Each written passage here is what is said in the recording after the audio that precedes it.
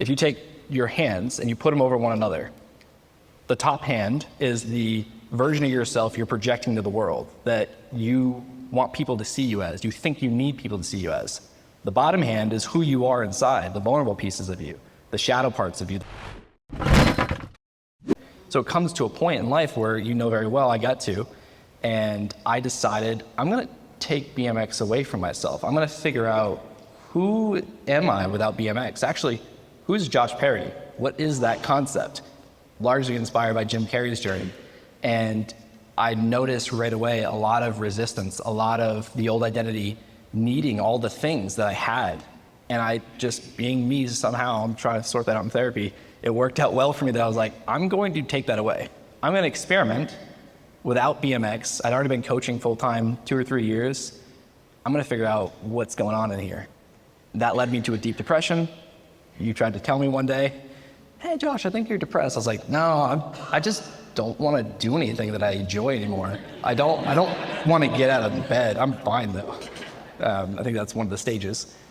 And that, again, I was reminded of Jim Carrey again. In that same speech, I get a lot of his quotes from that landed so well 12 years ago. He said his interpretation of depression was his body needed to take a deep rest from the avatar he was playing to the world.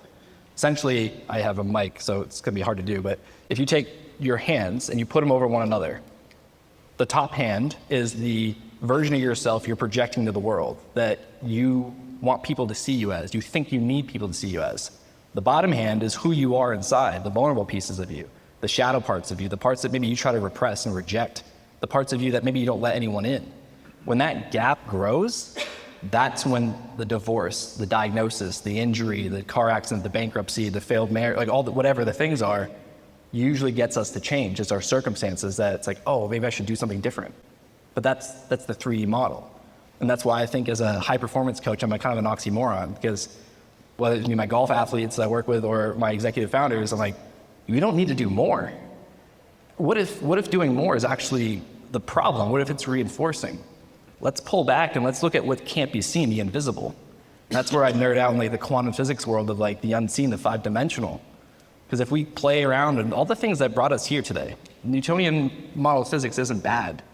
That model of change of circumstance, behavior, results, not bad. In my mind, outdated.